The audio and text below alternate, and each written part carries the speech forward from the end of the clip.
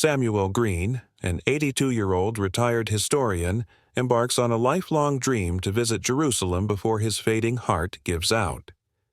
Guided by faith and a yearning to walk where prophets once stood, he finds himself wandering ancient streets. During a late-night stroll, he stumbles upon a hidden chamber beneath the Church of the Holy Sepulchre. There, an unmarked relic glows faintly in the darkness, a parchment claiming to be the writings of Jesus himself. What he reads shatters everything he's ever believed. Samuel Greene stepped into the warm embrace of the Jerusalem sun, his frail frame supported by a polished wooden cane. At 82, his heart failing and time running short, Samuel had finally fulfilled a lifelong dream, a pilgrimage to the Holy Land. His wife, Ruth, who had passed years earlier, had often spoken of this journey. Her absence was a quiet ache that accompanied him everywhere, but Samuel carried her memory as he walked these ancient streets, hoping to rekindle his waning faith. The airport was alive with voices speaking in many languages, a bustling tapestry of humanity converging on a city steeped in history. Yet Samuel focused intently, searching for his guide. Within moments, David, a local historian with a kind smile, approached and extended his hand. "Mr. Greene, welcome," he said warmly. "Please, call me Samuel," he replied, gripping David's hand firmly. "This trip has been a long time coming. I want to make the most of every moment." Their first destination was the Mount of Olives. From its heights, Samuel gazed upon the golden dome of the rock, shining under the sun and framed by the ancient city walls. David spoke eloquently of the site's rich history, but Samuel found his thoughts drifting. As a young historian, he had been filled with zeal and certainty, but decades of scholarly research had worn away his faith. The weight of questions unanswered had left him adrift. This journey, he hoped, would help him rediscover the light he had lost. The next morning, Samuel rose early despite the stiffness in his joints and the dull ache in his chest. Determined, he made his way to the Church of the Holy Sepulchre, eager to walk in the footsteps of Christ. The air inside the ancient church was cool, carrying the scent of incense. Pilgrims knelt in silent prayer, their whispers blending into a soothing hum that filled the sacred space. Samuel felt a stirring of connection, but an odd unease also lingered at the edges of his mind, as if something unseen awaited him. Drawn to a quiet corner of the church, Samuel noticed something peculiar, a faint groove in the floor tiles that didn't match the surrounding stone. Curiosity overtook him. Kneeling with some difficulty, he traced the groove with trembling fingers, his historian's instinct awakening. "There's something here," he murmured. David, who had been watching from a distance, approached cautiously. "Samuel, what are you doing?" Samuel gestured to the tiles. "This doesn't belong. Help me move it." Reluctantly, David joined him. Together, they pushed at the stone, which shifted with a soft groan. Beneath it lay a narrow passage descending into darkness. "Are you sure about this?" David asked, shining his flashlight into the void. Samuel nodded, a spark of purpose igniting in his tired eyes. "I've spent my life searching for answers. Maybe they're down there." The air grew cooler as they descended, the light from above fading with each step. Symbols etched into the stone walls hinted at an ancient, forgotten language, their meaning tantalizingly out of reach. When they reached the bottom, they stood before a heavy wooden door, scarred by time and cloaked in mystery. Samuel placed a trembling hand on its rough surface, an unshakable sense of destiny washing over him. "Whatever's behind this," he murmured, his voice steady despite his racing heart, "feels important." He couldn't know that opening the door would challenge everything he believed about faith, history, and the divine itself. Samuel's heart thudded as he stood before the ancient door, his hand trembling against its weathered surface. Beside him, David hesitated, his flashlight casting eerie shadows on the stone walls. The air smelled of earth and something older, almost sacred. Samuel felt an inexplicable pull, as if the door itself whispered an invitation only he could hear. "Should we call someone? The authorities?" David asked, his voice uncertain. "No," Samuel replied firmly. "If we do, we might lose whatever's behind this. History waits for no one." David sighed but nodded. Together they pushed the door. It creaked, groaning open to reveal a chamber cloaked in darkness. David's flashlight swept across the space, illuminating stone walls adorned with unfamiliar symbols, carved with meticulous care. The chamber was larger than Samuel had expected, its ceiling arching high. At the center stood a stone pedestal, bearing an ornate box, its surface inlaid with gold and gemstones that sparkled faintly. Samuel's breath caught in his throat. "Do you see this?" he whispered. David only nodded. Samuel stepped closer, his cane tapping softly on the stone floor. The box was ancient, perhaps millennia old, but its craftsmanship was unlike anything he had seen. Symbols lined its edges, matching those on the walls. They seemed to pulse faintly, though it could have been a trick of the light. "Don't touch it," David warned, his voice sharp. Samuel hesitated. Every instinct urged him to examine the artifact. "Why not?" he asked. "This place feels wrong," David said. "Sacred, but not in a way we should disturb." Ignoring the warning, Samuel reached out and brushed the box's surface.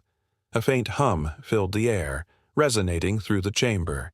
The symbols on the walls glowed faintly, shifting subtly as if alive. "Samuel, step back!" David exclaimed, panic rising in his voice. But Samuel couldn't. The hum vibrated through him, filling him with a clarity he hadn't felt in years. Slowly, he lifted the lid. Inside lay a scroll, its edges brittle, yet its writing vibrant.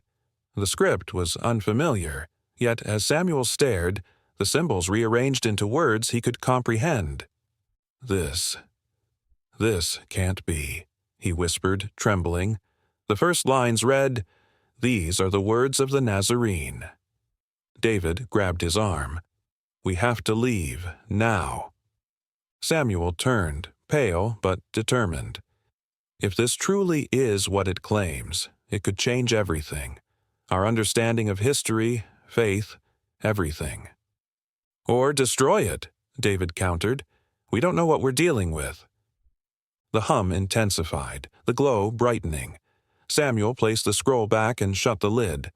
The moment he did, the light dimmed and silence returned. "We can't leave this here," Samuel said firmly. "And we can't take it," David replied, "not without understanding." As they ascended the passage, Samuel's mind raced. The scroll's words were etched in his memory. What truths did it hold? What would it demand of him?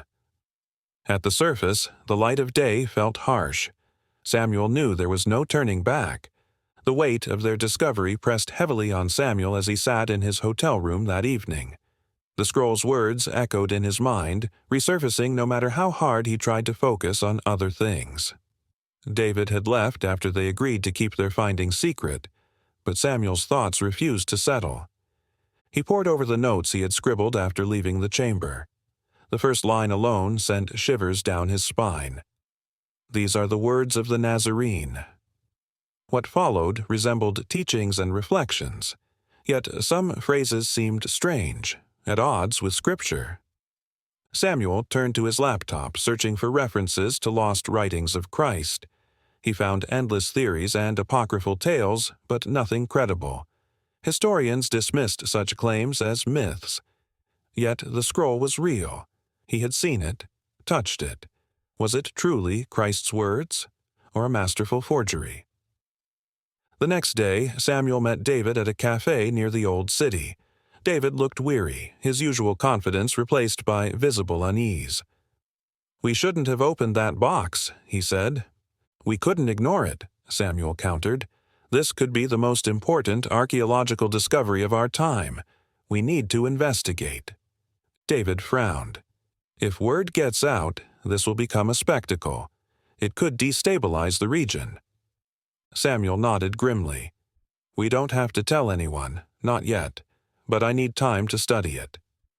David hesitated before saying, "I know someone, a scholar who specializes in ancient languages. She's discreet, but this has to stay between us." That evening, they visited an unassuming apartment in a quiet neighborhood. A woman in her 60s, sharp-eyed and curious, greeted them. "You found something unusual," she said, ushering them inside. When the scroll was unwrapped, her expression shifted from intrigue to shock. "This is remarkable," she murmured. "The language is Aramaic, but the phrasing is unique. Where did you find it?" "In a hidden chamber beneath the church of the Holy Sepulchre," Samuel said. She raised an eyebrow. "You're lucky you weren't caught. Do you understand the magnitude of this?" "I'm beginning to," Samuel replied. "Can you translate more of it?" She nodded. "It will take time, but if this is authentic—" She trailed off, clearly overwhelmed.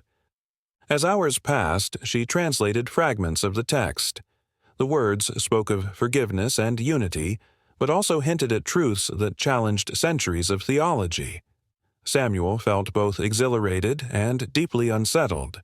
This scroll could shatter not just his faith but the foundations of religion itself. When they left, the night air was cool, but Samuel's mind raced. He had come to Jerusalem seeking answers, and now he held a piece of history that could upend the world's understanding of faith. But at what cost? The days following the discovery passed in a blur. Samuel immersed himself in translating the scroll with Dr. Elena Weiss, a seasoned scholar of ancient texts. David, however, grew increasingly uneasy, pacing the room as the artifact revealed not just teachings but deeply personal reflections.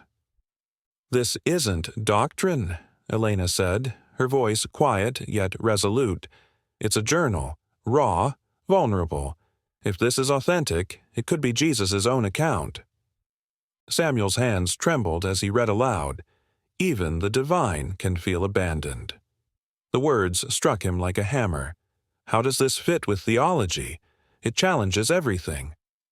Elena leaned back, exhaustion lining her face. "It doesn't fit. This is not the Christ of organized religion. This is a human figure, flawed and relatable. That's why this is dangerous." David, pacing the room, finally broke his silence. "We can't let this get out. Do you know what would happen if this became public? Wars have been fought over less." Samuel's gaze hardened. "And if it's real, don't we have a responsibility to share the truth?" David snapped back. "It's not just uncomfortable. It's explosive. This could destroy faith for millions." Before they could argue further, a sharp knock at the door froze them. Elena approached cautiously. A man in a dark suit stood on the threshold, his expression calm, but his presence intimidating. "Dr. Weiss," he said evenly, "we're aware of what you found. May I come in?" Elena's voice wavered. "Who are you?" "A concerned party," he replied. "The scroll has significant implications. We're here to ensure it's handled appropriately." Samuel stepped forward, his voice firm. "You have no right to this. We're historians, not criminals." The man's smile was thin. "This isn't about rights.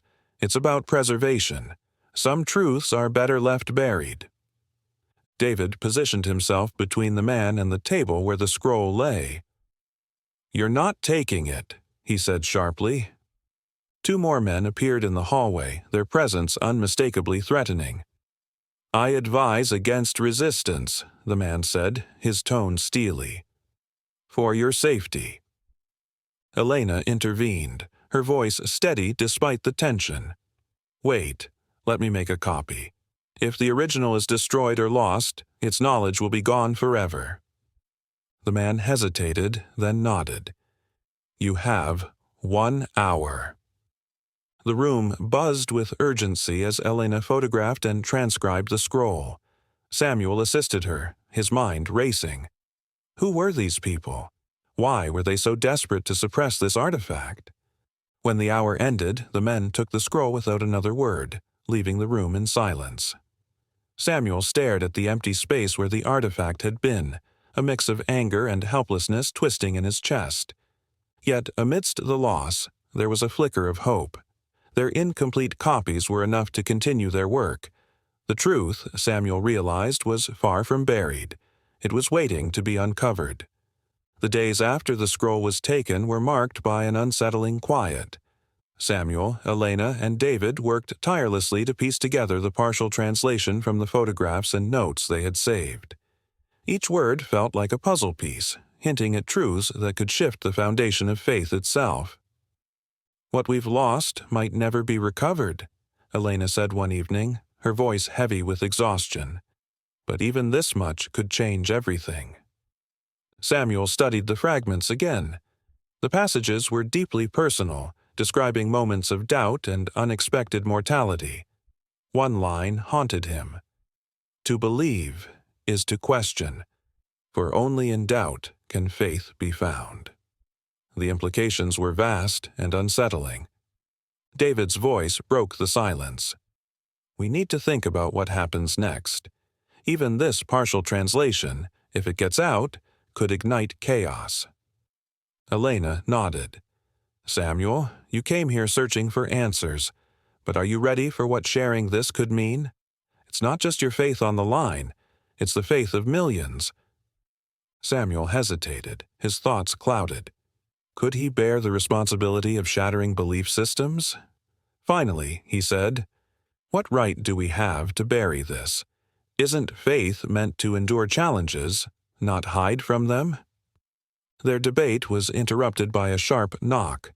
David cautiously retrieved an envelope left at the door. Inside was a single note. "Stop your work. You've been warned." A chill settled over the room. "They're watching us," Elena whispered, her voice trembling. Samuel's resolve hardened. "Then we keep going. They can't scare us into silence." But the tension grew. At one point, Samuel noticed a man in a dark coat lingering outside their usual cafe. Elena's apartment felt suffocating, and David became increasingly vocal about his fears. "We're out of our depth," he said. "These people aren't just trying to scare us. If we push too far, they'll act." Elena turned to Samuel. "What do you want to do? This started with you. It's your call." Samuel's hands trembled. The truth weighed heavily on him, but so did the danger they faced. Finally, he spoke. "We continue. This scroll has survived centuries. It's meant to be understood." They moved their work to a secure study beneath a friend's library. There, amidst the quiet hum of bookshelves, they pieced together the narrative. Even with incomplete fragments, the story began to take shape, a voice speaking across time, filled with wisdom, doubt, and an unexpected humanity. But Samuel knew time was running out. Whoever had taken the scroll wasn't finished with them, and the closer they came to understanding the text, the greater the risk became. One night, alone in the study, Samuel stared at the photographs. Fatigue blurred the words as his eyes drifted shut. Yet one thought struck him. Had the scroll been hidden to protect its truth, or to protect the world from it? The question lingered, unanswered, as the night stretched on. The tension grew heavier as the days passed. Samuel, Elena, and David continued their work in the secluded library study, but unease clung to the air. Every creak of the floor, every flicker of light, felt like a warning. Yet they pressed on, piecing together fragments of the scroll, determined to uncover its secrets. One passage captured Elena's attention. "The kingdom of God is not of power, but of understanding. It lies not above, but within." Her voice carried a mixture of awe and dread as she read it aloud. "That single line redefines centuries of theology," Samuel said, his tone contemplative. "And it will spark chaos," David countered, his skepticism deepening. "Do you really believe this is what the world needs to hear?" "They deserve to," Samuel replied firmly. "The truth must endure, no matter how unsettling." Elena interrupted, pointing to another line that stood out starkly.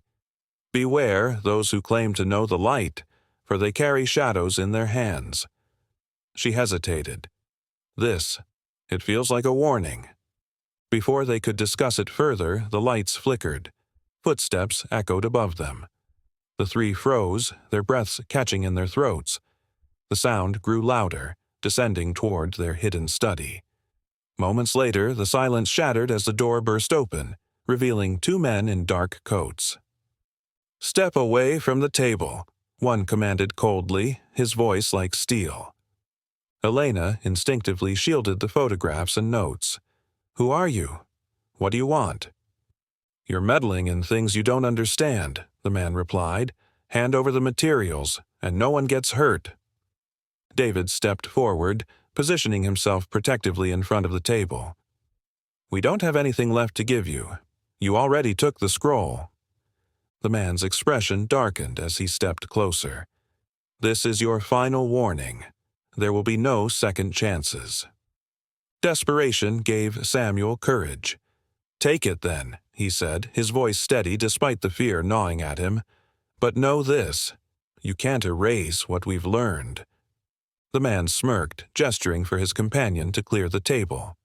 As the intruders swept the documents into a bag, Elena whispered to Samuel, "They don't know about the backups."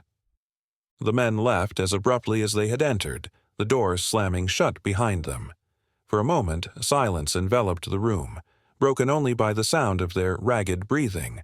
Samuel felt a surge of defiance.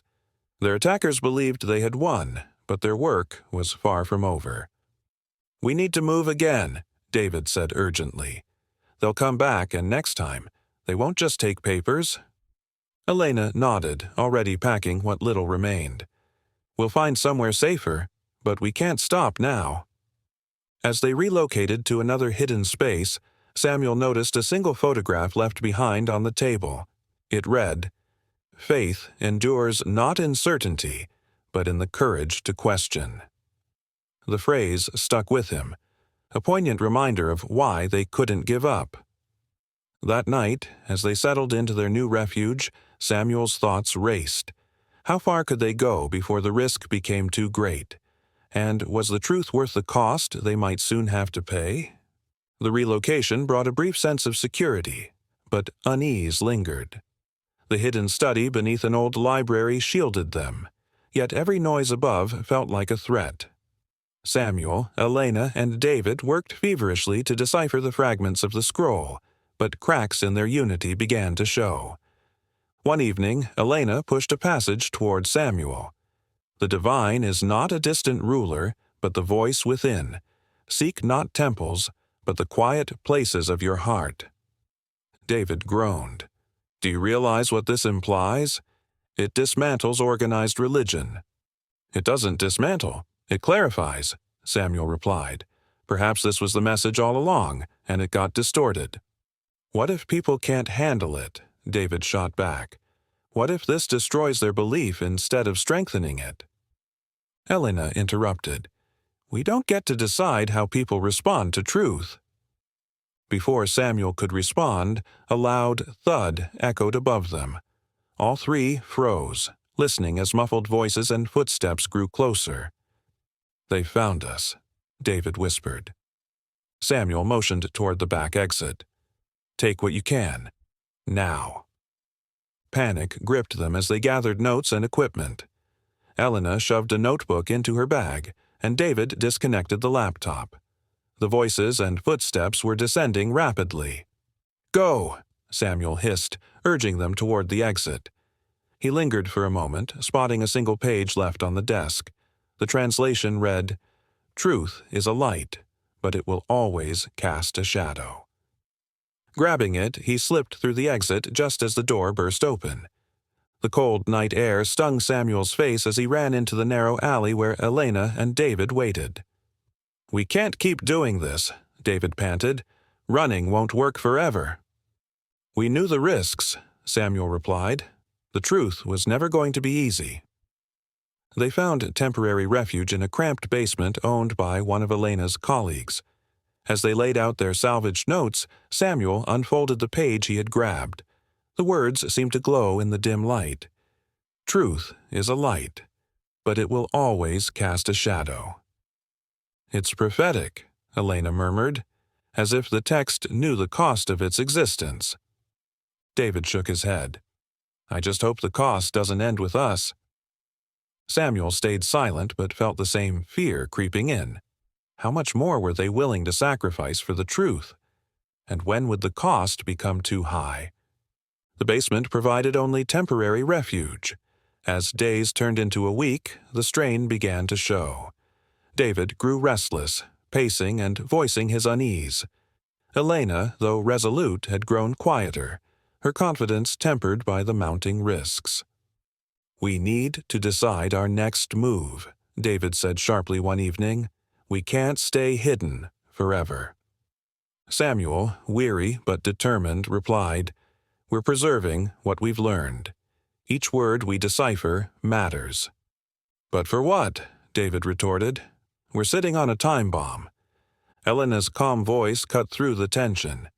"If this text truly holds the words of Christ, it's bigger than us. It's about the world's right to know."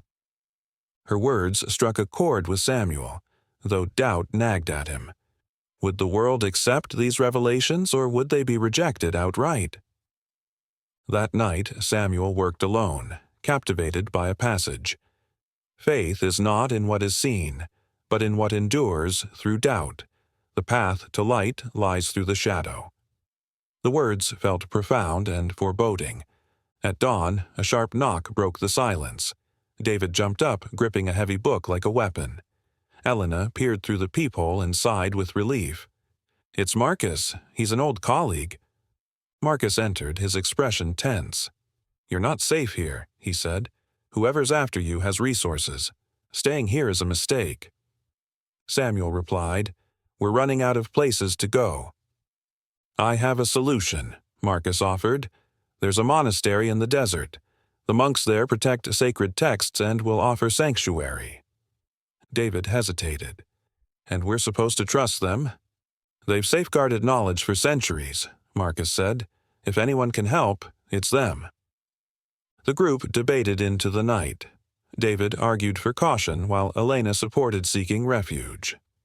Samuel, torn between urgency and danger, made the final call.